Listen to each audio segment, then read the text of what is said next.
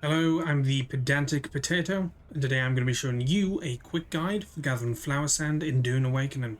So first things first, you are going to be looking for these white clouds coming off from the desert, as this shows you where the flower sand is. Now, once you've located one, I would say preferably you are going to want to look for one which is close to the landmass, so it is not on the open sand. That way you can avoid being eaten by worms a lot easier. Now, once you're there, I would suggest that your vehicle has an inventory module, whether that be a bike, a buggy, or an ornithopter, simply to reduce the amount of times you're going to have to go back to your base after gathering the flower sand to empty out your inventory.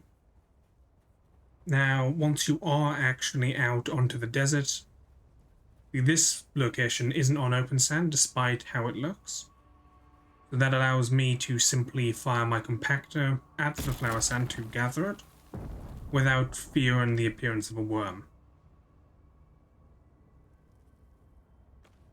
Now, the technique you are going to want to use for gathering flower sand is this more slow and measured approach, but that's more for the open sand.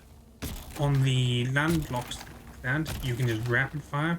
You will be able to gather a lot more flower sand this way than if you were on the open sand, simply because you don't have to fear the worm.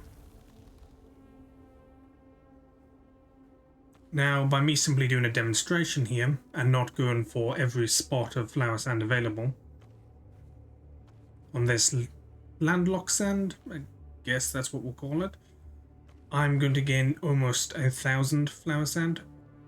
So if you're actually farming, you're going to be able to get a lot more. Now, for this open sand, gathering the flower sand, as soon as I fire the compactor, you'll notice that the worm meter starts to go in active mode, so that means the worm is detecting that I'm making vibrations. So it's slow and steady when out on the open sand. Now, I'm going to show you what not to do, so just don't rapid fire at all. That will surge the worm activity meter quite rapidly, and you're going to see a large friend pop out the sand. Only it wants to eat you. So, here it is. If that happens, try to get out of there immediately. It's not worth trying to gather more. The worm will remain in the area afterwards.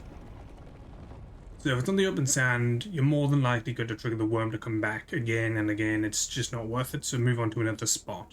Now, in this demonstration, I did manage to gather 1,320 flower sand. Now, I wasn't actually trying to farm the material, so you will be able to gather a lot more than I did. Now, this small amount of flower sand does allow you to craft 264 silicone blocks, so it is going to be an ease to get the amount of silicone you need to make the stuff you want to make. Now, if you found this video helpful in some way, please leave a like and subscribe. Thank you for watching, and I will see you in the next video.